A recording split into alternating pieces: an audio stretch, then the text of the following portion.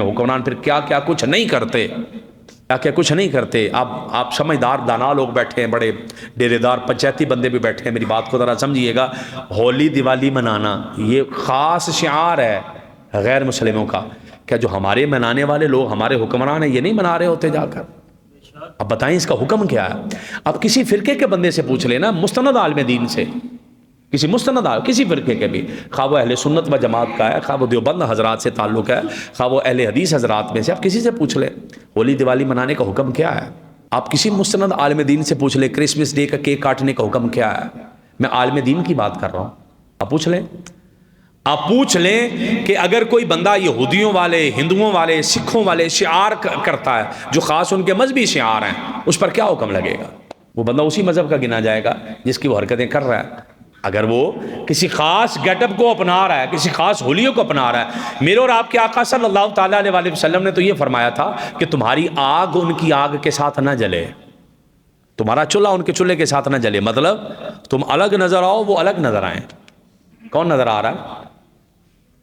میں تو بڑی مرتبہ میں نے عرض کی ہے کہ ہمارے ہاں جب کوئی تہوار آ جاتے ہیں غیر مسلموں کے، ہمارے تو کئی بندوں کا بس نہیں چلتا، وہ 4-5 دنوں کے لیے ہو ہی وہ جائیں، اسی طریقے کے کڑے، اسی طریقے کے چھلے، اسی طریقے کے سر پہ کپڑا، اسی طریقے کے سارے معاملات۔ یہ کیا کر رہے ہیں جی؟ یہ مذہبی ہم آہنگی ہو، اللہ کا واسطہ یہ کس نے کہہ دیا مذہبی ہم آہنگی ہے؟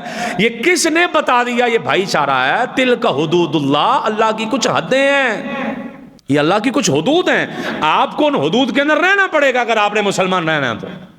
آپ کہیں کہ نہیں جی میں یہ بھی کر لوں، میں وہ بھی کر لوں، پھر بھی مسلمان رہوں، دو رنگی چھوڑ دے یک رنگ ہو جا، سراسر موم یا سنگ ہو جا۔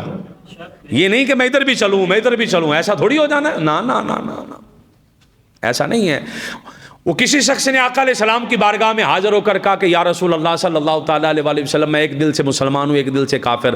اللہ نے قرآن کی آیت اتار دی، فرمایا اللہ نے کسی بھی آدمی کے پہلو میں 2 دل بنائے ہی نہیں ہیں، یا مسلمان ہو جائے یا کافر ہو جائے۔ مذہبی ہم آہنگی کسے کہتے ہیں؟ وہ اسے کہتے ہیں کہ میں نے اپنے مذہب میں رہنا ہے، آپ نے اپنے مذہب میں رہنا ہے، آپ کو اپنے مذہب پر عمل کرنے کا اختیار ہے، مجھے میرے مذہب پر عمل کرنے کا اختیار ہے، نہ میں آپ کے مذہب کا کوئی کام کروں گا جو آپ کا خاص مذہبی شعار ہے، تہوار ہے، میں وہ نہیں کروں گا۔ آپ کا دل کرتا تو میرے مذہب کے دروازے کھلے، آ جاؤ مسلمان ہو جاؤ، میں ظلم نہیں کر رہا آپ پہ، آپ کی عبادت گاہ کو نہیں توڑ رہا، آپ ہمارے ملک میں رہ رہے ہو، امن سے اپنے مذہبی تہوار پہ عمل کرو جو آپ نے کرنا، لیکن مگر میں کہوں کہ نہیں تھوڑا تھوڑا میں نے بھی بیچ میں حصہ لینا ہے۔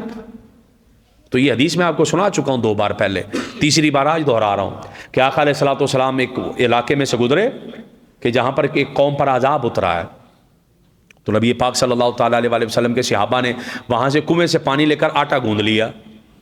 آقا علیہ الصلوۃ والسلام کو پتہ چلا، یہ پوچھئے گا علماء سے حدیثیں، اس کی ویلیو کیا ہے اس حدیث کی۔ صحابہ کرام نے آٹا لے کر پانی لے کر وہاں سے آٹا گوندا، جب آٹا گوندا گیا تو نبی پاک صلی اللہ تعالیٰ علیہ وسلم نے کو پتہ چلا، آپ نے فرمایا اس آٹے کو پھینک دو، یہاں پر اللہ کا عذاب اترا تھا، سواریاں تیز کر کے نکل جاؤ۔ جہاں پر عذاب اترتے ہیں وہاں جا کر بندہ لنگر کھا رہا ہوتا ہے، پرسادیں کھا رہا ہوتا ہے، یہ کیا طریقہ کار ہے بھائی؟ یہ کون سا مذہب ہے؟ میرا مذہب ہے، میری حدود ہے۔ آپ کسی ایسے مذہب والے بندے کے پاس جائیں جو آپ کا ذبح کیا ہوا جانور نہیں کھاتا، زور لگا لو نہیں کھائے گا وہ۔ مسلمانوں کو دورہ پڑ جاتا ہے، نہیں ہمارا مذہب اجازت دیتا ہے، آپ کے مذہب کو کس نے اجازت دی ہے؟ آپ کے مذہب نے آپ کو کب اجازت دی ہے یہ کرنے کی؟ ایسا تو کچھ بھی نہیں ہے۔ تو میں نے آپ کے سامنے حدیث پڑھی ہے، میرے اور آپ کے آقا صلی اللہ تعالیٰ علیہ وسلم نے فرمایا کہ دین گر جائے گا یا دین کو گرا دیتا ہے کیا؟